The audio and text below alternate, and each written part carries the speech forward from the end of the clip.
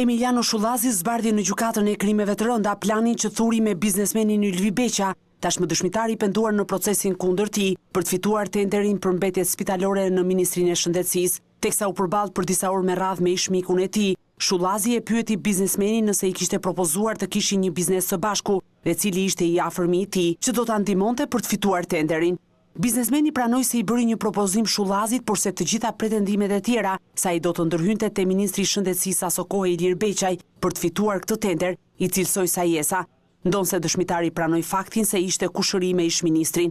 Në vijim mes replikave të ashpra, i penduari rrëfeu me detaje e njohjen me Shullazin, takimet me të, kërcënimet, presionet dhe shantazhet, si dhe gjobat që pagoi për llogari të 5 të pandehurve. I penduari tha se me Shullazin e ndërmjetësoi një avokat i njohur në Tiranë, i cili i tha se çështjen e ish Hotel Volgës mund t'ia zgjidhte vetëm ai. Për këtë pronë dëshmitari Beqa tha se ishin të interesuar edhe djemtë një deputete jetë njohur në vend. Isha kërcënuar disa herë me jetë, më kishin vënë gjoba dhe më dërgonin plumba në shtëpi. Problemet sikur u mbyllën kur u takova me Shullazin, të cilit i premtova se për regjistrimin në hipotekë të ish Hotel Volgës do t'i jepja 20% të pronës.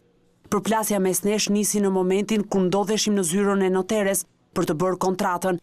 Aty noterja më pyeti se përse nuk kishte kaluar në llogari shuma prej 670.000 eurosh nga një biznesmen të cilit i kisha dhënë 10% të kësaj prone. Shullazi më pyeti çfarë janë këto para, pastaj më nxori jashtë dhe më vuri pistoletën në bark. Këtu nisën kërcënimet dhe gjovonja, tha Beqa.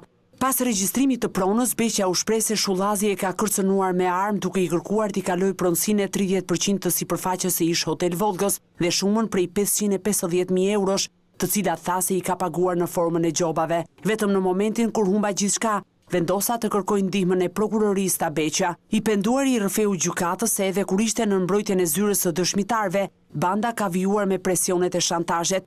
Ai tregoi momentin kur Ervis Martini kishte shkuar në shtëpi, duke i kërkuar të hiqte dorë nga dëshmia kundër Emiliano Shullazit dhe në këmbim do t'i jepte 7 milion euro. Por se ai nuk pranoi të tërhiqej, Ylvi Beqa nuk mundi ta përfundonte dëshminë e tij, ndaj seancën e radhës do të përballet sërish me Shullazin dhe të pandehurit e tjerë.